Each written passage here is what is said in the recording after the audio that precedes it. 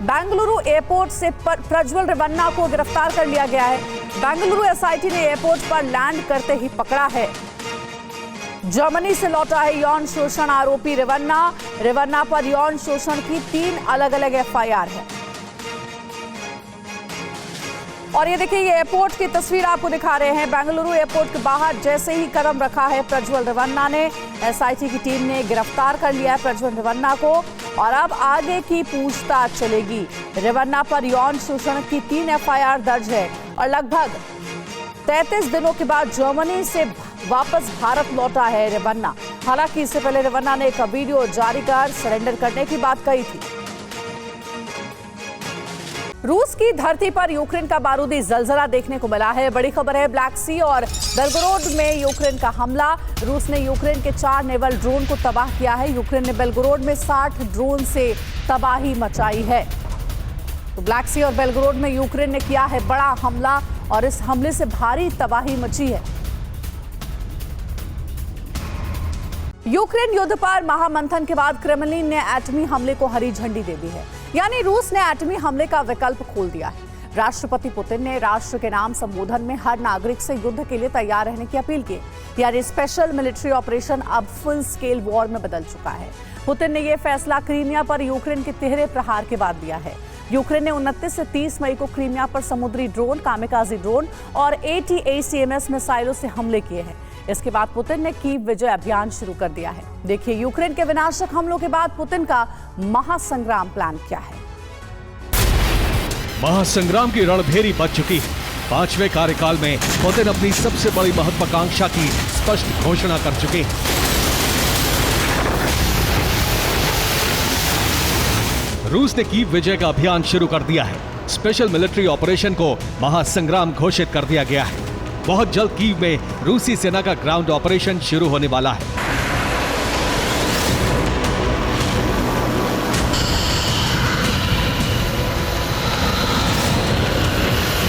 इसकी वजह है रूस के कब्जे वाले यूक्रेनी क्षेत्र क्रीमिया पर हुए यूक्रेन के प्रहार।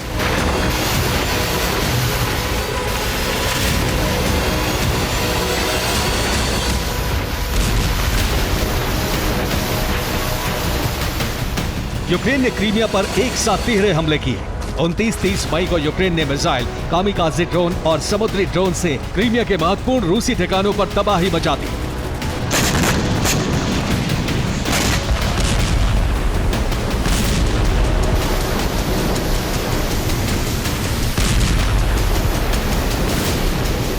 ये काला सागर में आगे बढ़ता यूक्रेन का समुद्री ड्रोन है। विस्फोटकों से भरा ये ड्रोन समुद्र में आगे बढ़ रहा है और रूसी हेलीकॉप्टर फायरिंग करके इसे रोकने की कोशिश करता है।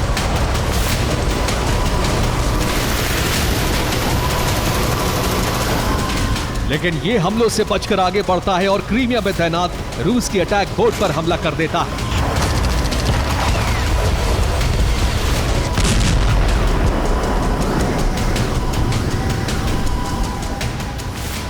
यूक्रेन ने रूसी नावों पर हमले मागुरा V5 ड्रोन से किए। रिपोर्ट है कि इन हमलों में यूक्रेन की 2 अटैक बोट तबाह हो गए।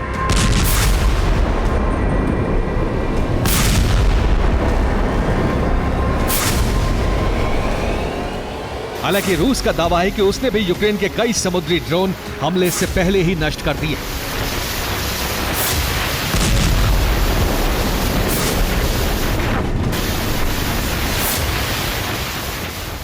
यूक्रेन ने काला सागर से ही रूसी ठिकानों पर हमले नहीं किए, बल्कि यूक्रेनी मिसाइल फोर्सेस ने एक के बाद एक कई अटैकम्स बैलिस्टिक मिसाइलें क्रीमिया पर दागी।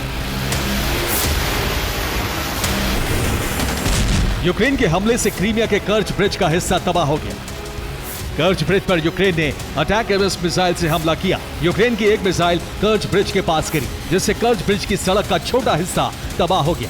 रूस ने कर्च ब्रिज से आवाजाही बंद कर दी है। रूस ने दावा किया है कि उसके एयर डिफेंस सिस्टम ने यूक्रेन की 8 अटैकम्स मिसाइलें हवा में ही नष्ट कर दी।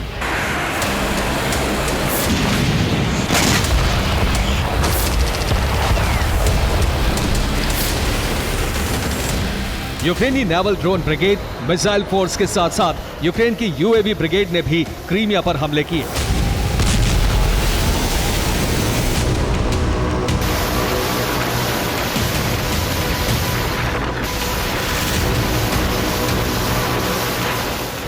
यूक्रेन के ड्रोन ब्रिगेड ने क्रीमिया के कर्च ब्रिज के नजदीक रूस के तमन ऑयल डिपो पर हमला किया और इससे ऑयल डिपो में आग लग गई।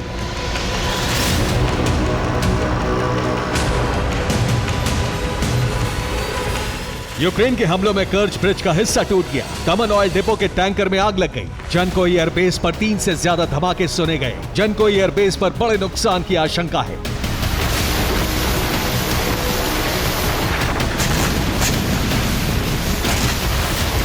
यूक्रेन के इन हमलों के बाद पुतिन ने स्पेशल मिलिट्री ऑपरेशन को टोटल वॉर यानी पूर्ण युद्ध में बदल दिया है।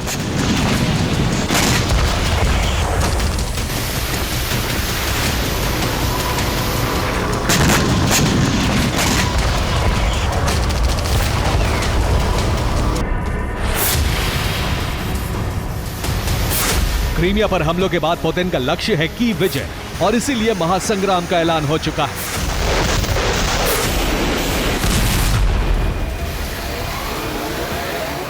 इस वक्त रूस की सेना के 2.5 लाख सैनिक खार्किव क्षेत्र में हैं। 15,000 से ज्यादा सैन्य वाहन, आर्टिलरी और टैंक खार्किव मोर्चे पर हैं। खार्किव के 15 से ज्यादा क्षेत्रों पर रूस का कब्जा हो चुका है। अब रूसी सेना खार्किव से कीव की तरफ ग्राउंड ऑपरेशन के लिए आगे बढ़ रही है।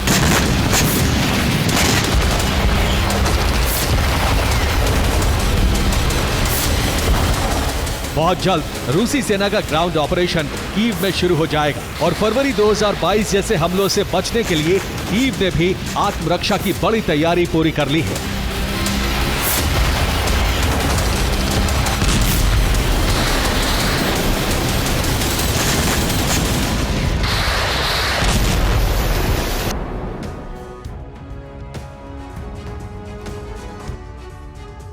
कीव पर पहला सुरक्षा घेरा है ड्रैगन टीथ। ये टैंक रोकने का कारगर तरीका है। इनसे टकराने के बाद टैंक की चेन टूट जाती है। इसके बाद टैंक आगे नहीं बढ़ सकते। रुकी हुई टैंक ब्रिगेड पर हमले करके टैंक नष्ट करना आसान हो जाता है। दूसरा सुरक्षा घेरा है हेजहॉग्स। ये इन्फेंट्री व्हीकल रोकने का तरीका है। हेजहॉग्स के बड़े बड़े एंगल्स में फंसकर सैन्य वाहन आगे नहीं बढ़ पाते हैं। फंसे वाहनों को आगे बढ़ाने की कोशिश की जाए तो ये पलट जाते हैं। तीसरे चरण में कटीले तार लगाए गए हैं। ये रूसी सेना के रास्ते में अवरोध का काम करेंगे। दुश्मन सेना के तेजी से आगे बढ़ने में बाधक साबित होंगे।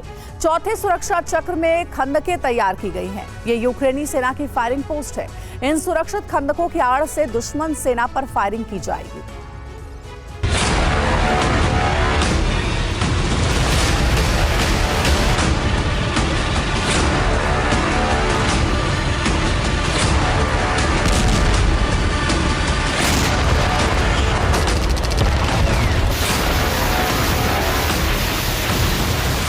यूक्रेन को इस बात की रिपोर्ट मिल चुकी है कि रूस ने कीव पर ग्राउंड ऑपरेशन शुरू करने का ऐलान कर दिया है।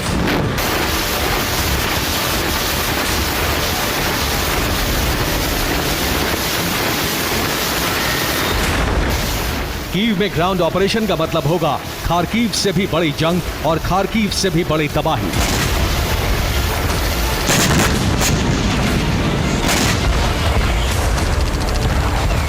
इसलिए कीव के बाहरी इलाके में सुरक्षा बंदोबस्त किए गए हैं। ये कीव के बाहर बिछाए गए ड्रैगन टीथ और फेंसिंग की तस्वीरें हैं। रूसी सेना के रास्ते में अवरोध लगाकर आगे बढ़ने की रफ्तार घटाने का इंतजाम हो चुका है और इसके साथ ही यूक्रेनी सेना के लिए बड़ी बड़ी खंदकें तैयार हो चुकी हैं।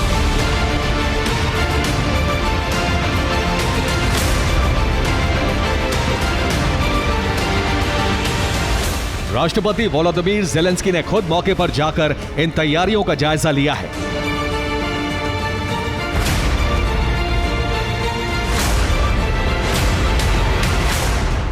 रूसी सेना कीव पर बहुत जल्द ग्राउंड ऑपरेशन शुरू करने वाली है, लेकिन पुतिन का प्लान सिर्फ इतना ही नहीं है।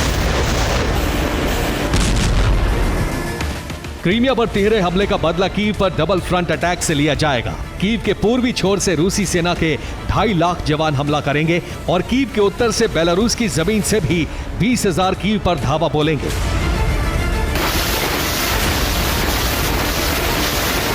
सत्ताईस मई को पुतिन 2 दिन के मिन्स्क दौरे पर थे और बेलारूस के राष्ट्रपति लुकाशेंको से उनकी सामरिक सहयोग पर चर्चा हुई।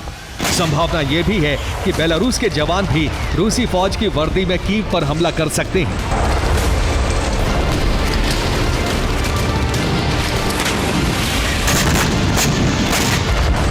क्रीमिया पर हमलों के बाद कीव का विनाश निश्चित है और यही पुतिन का टोटल वॉर होगा। Bureau report, TV9 Bharatvarsh. Kharkiv में रूस यूक्रेन में भीषण जंग। बोल्चेंस्क में रूसी सेना का बड़ा हमला। रूस के हमले में यूक्रेनी ठिकाना भस्म हो गया। रूसी सेना ने एक गांव पर कब्जा किया है। रूसी सेना के हमले का वीडियो सामने आया है।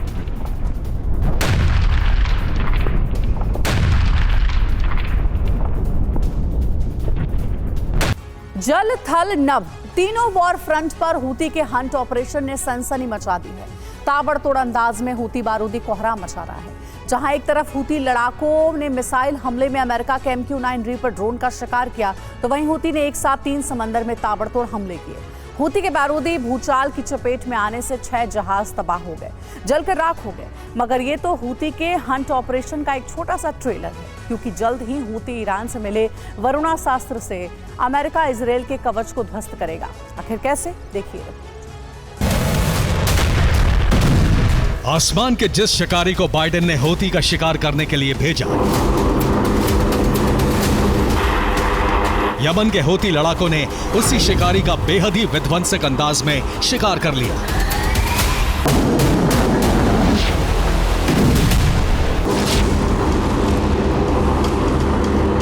एक बार फिर यमन में अमेरिका का बारूदी उड़नदस्ता आसमान में ढेर किया गया। एक बार फिर हूती ने यूएस एयरफोर्स के MQ-9 रीपर ड्रोन को मार गिराया। एक बार फिर मिसाइल हमले में अमेरिकी ड्रोन तहस नहस हो गया।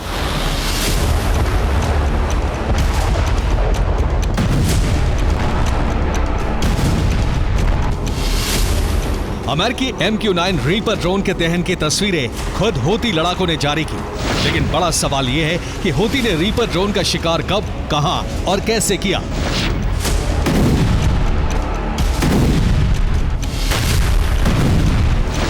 तो आपको बता दें कि यमन के मारिब इलाके में रीपर ड्रोन को मार गिराया गया। हूती ने ड्रोन पर सरफेस टू एयर मिसाइलों से हमला किया। अटैक के बाद आसमान में अमेरिकी ड्रोन के परखच्चे उड़ गए। जोरदार धमाके के साथ MQ-9 ड्रोन का मलबा जमीन पर गिरा। हूती के इस प्रहार से पेंटागन सहम गया। वॉशिंगटन तक में खलबली मच गई, क्योंकि यह कोई पहला मौका नहीं था जब हूती ने अमेरिकी रीपर ड्रोन को मार गिराया हो।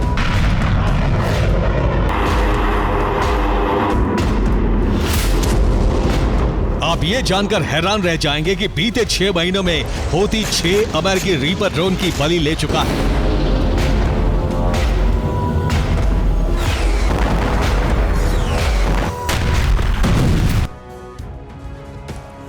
अक्टूबर को इजराइल हमास के बीच जो जंग शुरू हुई गाजा में, वो उसका आगाज हुआ और उसके चंद दिनों के बाद ही हूती ने अमेरिका के बारूदी उड़नदस्ते को ढेर करना शुरू कर दिया। हूती ने अमेरिका का पहला MQ-9 रीपर ड्रोन 2 नवंबर 2023 को यमन के अल हदैदा इलाके में मार गिराया था। वहीं इस हमले के ठीक 6 दिन बाद अमेरिका का दूसरा रीपर ड्रोन 8 नवंबर 2023 को यमन के अल बायदा इलाके में शॉट डाउन किया गया। अगर बात अमेरिका के तीसरे रीपर ड्रोन की करें तो फरवरी 2024 में यमन के अल हुदैदा इलाके में फिर से हूती लड़ाकों ने मिसाइल हमले में यूएस ड्रोन का शिकार किया। इसके अलावा उत्तरी पश्चिमी यमन के सादा इलाके में 25 अप्रैल 2024 को हूती ने यूएस एयरफोर्स के चौथे MQ-9 रीपर ड्रोन को मार गिराया था। और अमेरिका का 5वां रीपर ड्रोन आज से ठीक 13 दिन पहले यानी कि 17 मई 2024 को यमन के मारिब इलाके में नेस्तनाबूद किया गया।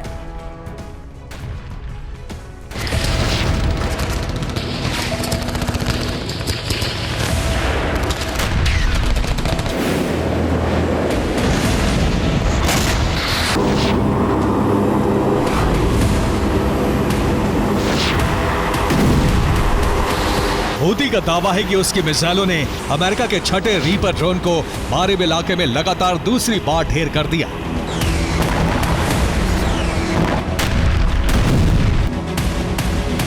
हैरान करने वाली बात यह है कि हूती ने न सिर्फ अमेरिकी ड्रोन को मिसाइल हमले में ध्वस्त किया, बल्कि रीपर ड्रोन के मलबे को अपने कब्जे में भी ले लिया।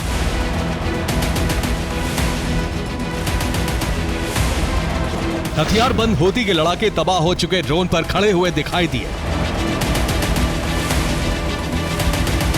आपको बता दें कि बीते साल नवंबर में हूती ने अमेरिकी ड्रोन को तबाह करना शुरू किया और बीते 6 महीनों में अमेरिका के 6 MQ-9 ड्रोन नेस्तनाबूद हो चुके हैं। रूसी विदेश मंत्रालय का बड़ा बयान, यूक्रेन में सेना भेजने वाला है फ्रांस। ये बड़ी जानकारी मिल रही है।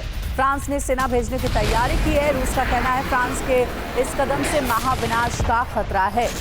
देखिए, अब रूस की ओर से कहा जा रहा है कि फ्रांस अपनी सेना कभी भी भेज सकती है रूस यूक्रेन वॉर के बीच में, और इसलिए अब रूस ज्यादा सतर्क है। रूस ने कहा है कि फ्रांस ने सेना भेजने की पूरी तैयारी अब कर ली है।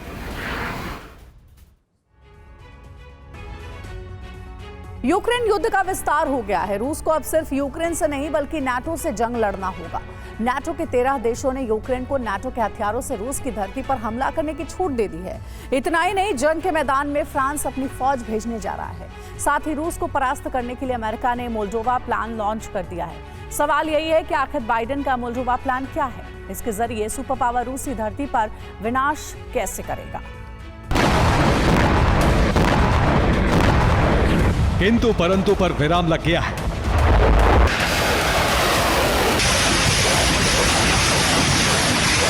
रूस के संहार का संग्राम शुरू होने जा रहा है।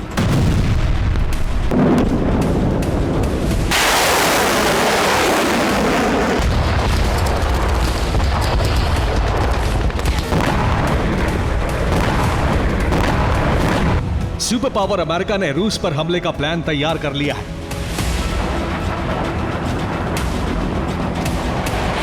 अमेरिका के इस प्लान में यूक्रेन के साथ साथ यूक्रेन का पड़ोसी देश मोल्दोवा भी शामिल है।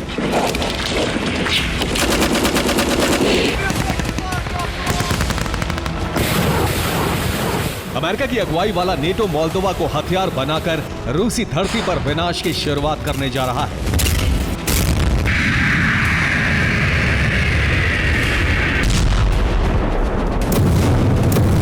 अमेरिका का प्लान लीक हुआ, नेटो की बड़ी सैन्य तैयारी का खुलासा हुआ तो पुतिन ने अपने एटमी फोर्स को अब तक के सबसे बड़े हाई अलर्ट पर कर दिया।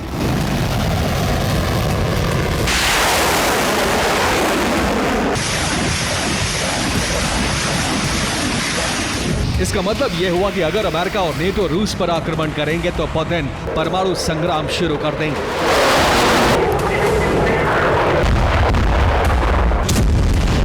नाटो के ज्यादातर देशों ने उसके हथियारों से यूक्रेन को रूस के अंदर हमला करने की इजाजत दे दी है।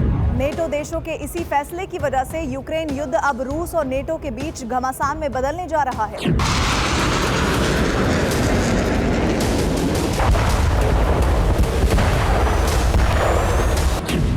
America, Canada, Britain, France, Poland, Finland, Sweden, Netherlands, Denmark, Estonia, Latvia, Lithuania, चेक रिपब्लिक, ये वो नेटो देश हैं जिन्होंने साफ साफ कह दिया है कि यूक्रेन रूस की धरती को दहलाने के लिए उनके हथियारों का इस्तेमाल कर सकता है। यानी नेटो की तरफ से यूक्रेन को इस बाबत खुली छूट मिल गई है। अब कोई रोक टोक नहीं, सिर्फ विस्फोट। ब्रिटेन ने यूक्रेन को पहले ही उसके हथियारों से हमले की छूट दे रखी थी। ब्रिटेन के स्टॉर्म शैडो मिसाइल से यूक्रेन रूसी धरती को कई बार दहला भी चुका है।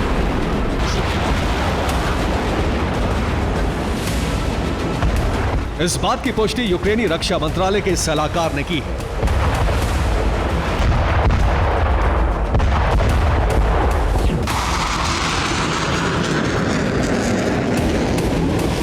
नेटो देश जल्द ही यूक्रेन को F-16 डिलीवर करने वाले हैं। इस बात से भड़के रूस ने परमाणु सुनामी लाने की चेतावनी दे दी।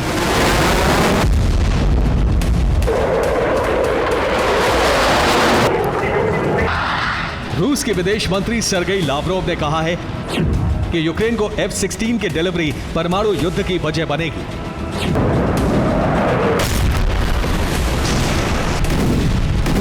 जिस वक्त नाटो की तरफ से यूक्रेन को नाटो के हथियार इस्तेमाल करने की छूट मिली, उसी वक्त नाटो सदस्य एक देश ने बहुत बड़ा बयान भी दे दिया।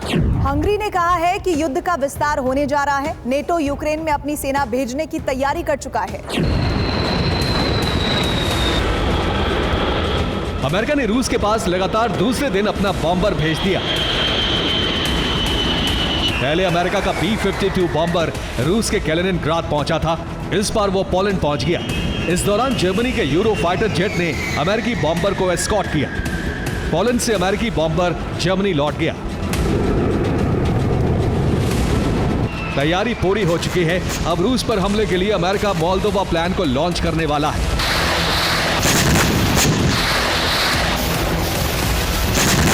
अब सवाल यही है कि आखिर अमेरिका का यह मोल्दोवा प्लान क्या है? इसके जरिए अमेरिका रूस को कैसे दहलाएगा?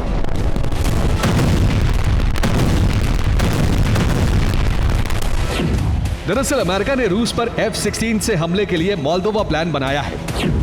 नेटो से युद्ध की स्थिति में इस बात की संभावना ज्यादा है कि रूस यूक्रेन के ज्यादातर एयरबेस को ध्वस्त कर देगा। इसी के बाद अमेरिका का मोल्दोवा प्लान लॉन्च होगा। F-16 उड़ाने वाले यूक्रेन के एयरबेस के तबाह होने पर अमेरिका मोल्दोवा के एयरबेस का इस्तेमाल करेगा।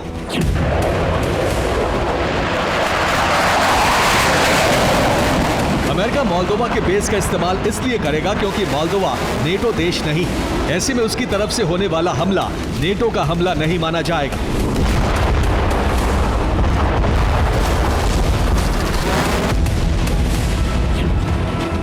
अपने इसी प्लान को अमली जामा पहनाने के लिए अमेरिकी विदेश मंत्री एंटनी ब्लिंकन मोल्दोवा पहुंचे। उन्होंने मोल्दोवा के राष्ट्रपति से मुलाकात कर इस रणनीति पर बात की। सूत्रों के मुताबिक मोल्दोवा ने अमेरिका को अपने एयरबेस के इस्तेमाल की अनुमति इस शर्त पर दी है कि अमेरिका रूस से उसकी रक्षा करेगा। ब्लिंकन ने मोल्दोवा की सुरक्षा की गारंटी दे दी है। इतना ही नहीं, मोल्दोवा यूरोपीय यूनियन में शामिल हो सके, इसके लिए भी अमेरिका उसकी मदद करेगा। मोल्दोवा ने अमेरिका से हाथ इसलिए मिलाया है क्योंकि रूस से उसकी लंबे समय से तनातनी चल रही है। मोल्दोवा में जो सरकार है वो पश्चिम देशों की समर्थक है। इस बात से नाराज पुतिन सेना उस पर भी हमला करने की ताक में बैठी है।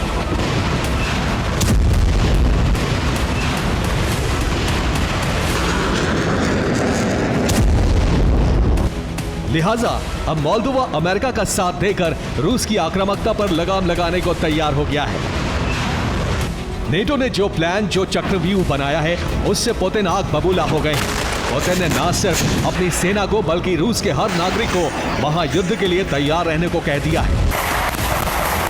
नेटो को पुतिन से बड़ी धमकी रूसी पत्रकार दिमित्री सुस्लोव ने दी है। सुस्लोव ने रूसी सेना को सलाह देते हुए कहा है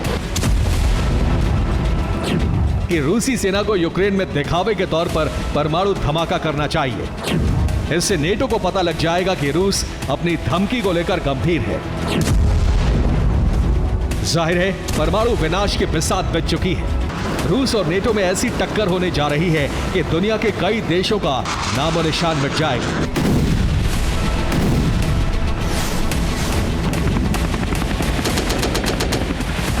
ब्यूरो रिपोर्ट, TV9 भारतवर्ष। एक और बड़ी खबर आपको दे दें, चासिवियार में रूसी सेना का बड़ा हमला हुआ है। रूसी एयरफोर्स ने आसमान से हमले किए। रूस के हमले में 6 इमारतें तबाह हुई। रूस की बमबारी का वीडियो भी सामने आया है। तो रूसी एयरफोर्स ने आसमान से हमले किए हैं और रूस ने की है भारी बमबारी। उसका वीडियो भी सामने आया है। रूसी एयरफोर्स की ओर से एक के बाद एक कई हमले किए गए। 6 इमारतों को भी नुकसान पहुंचा।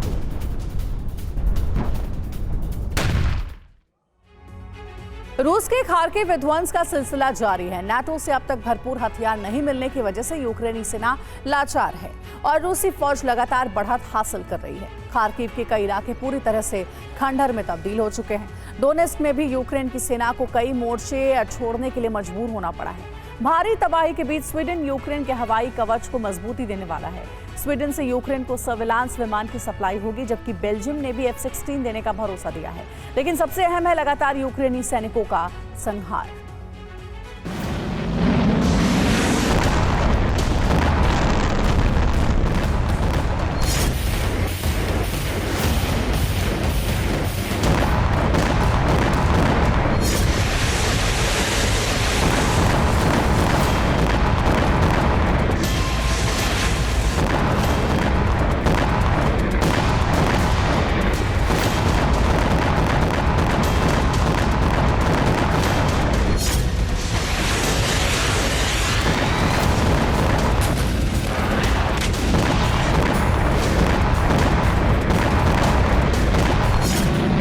डोनेस्क चल रहा है, खार्किव धधक रहा है। यूक्रेनी फौज की ऐसी लाचारी, ऐसी बेबसी इससे पहले मारियोपोल और बाख्मुत में देखी गई थी।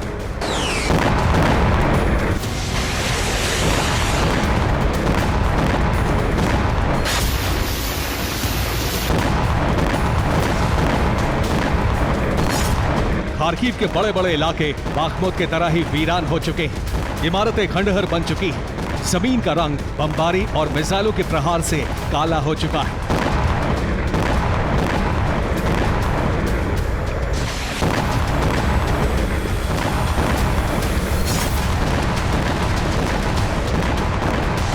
खार्किव का वोल्फचैंक्स इलाका पूरी तरह से तबाह हो चुका है। यहां दूर दूर तक ना एक भी इंसान नजर आता है और ना ही यूक्रेनी सैनिक। बम और मिसाइलों ने इस शहर को जलाकर भस्म कर दिया। बमों के निशान आज भी हर हिस्से पर नजर आ रहे हैं।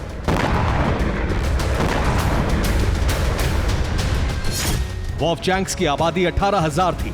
WHO ने इस इलाके से 14,000 लोगों को निकाला है। माना जा रहा है कि यहां बेसमेंट में छिपे सिर्फ 100 लोग हो सकते हैं।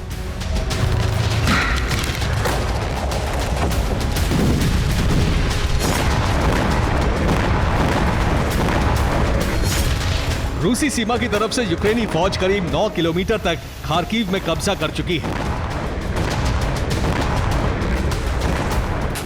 खार्किव को जल्द से जल्द खाली कराने के लिए रूसी फौज अब थर्मोबैरिक बम का इस्तेमाल कर रही है, जिससे बड़ी तबाही हो रही है।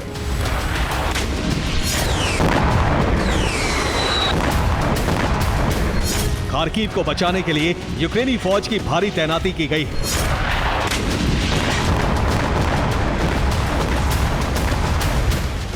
रूस ने यूक्रेन के एक MiG-29 को गिरा दिया। एक ही दिन में 31 यूक्रेनी ड्रोन को भी गिरा दिया गया।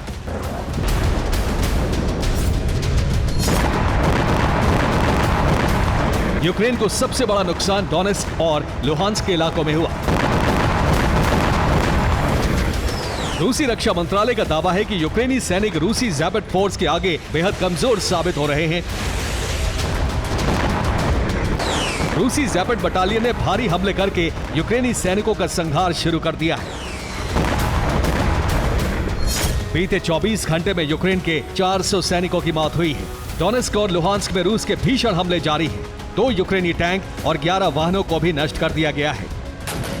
खार्किव में रूसी सीवर बटालियन भी कहर बरपा रही है। खार्किव में यूक्रेन के तमाम पलटवार को नाकाम किया गया है और 165 यूक्रेनी सैनिकों की मौत हो गई। यूक्रेन को हार से बचाने के लिए कई नेटो देश जल्द से जल्द कीव में हथियार पहुंचाने में जुट गए हैं।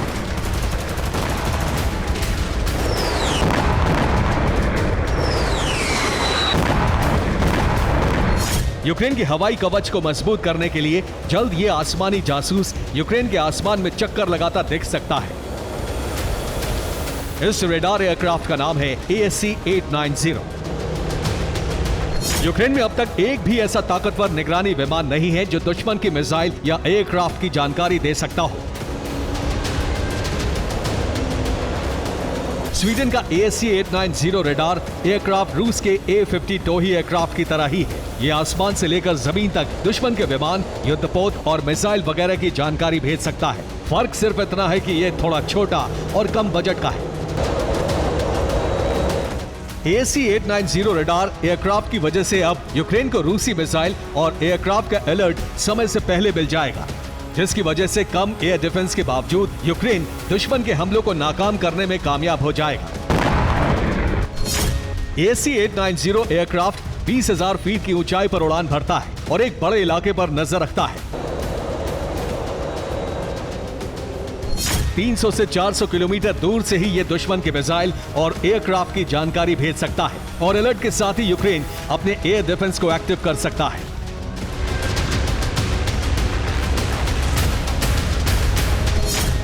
विमान जहां भी मौजूद रहता है उसके 500 किलोमीटर के रेडियस पर यह नजर रख सकता है और उम्मीद है कि इससे रूस के हवाई हमले नाकाम होंगे।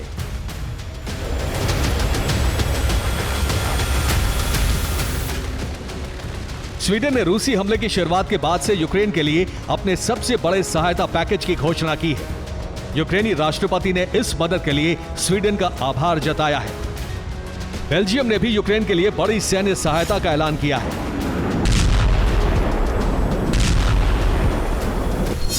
बेल्जियम से 30 F-16 फाइटर जेट की सप्लाई की जाएगी, लेकिन इस मदद में बेल्जियम को कुल 4 साल का वक्त लग जाएगा।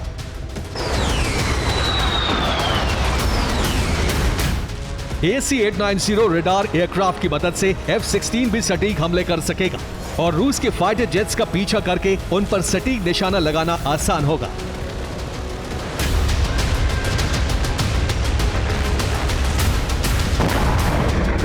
ज़ेलेंस्की के लिए हथियारों का ऐलान अमेरिका सहित कई देशों से हो चुका है।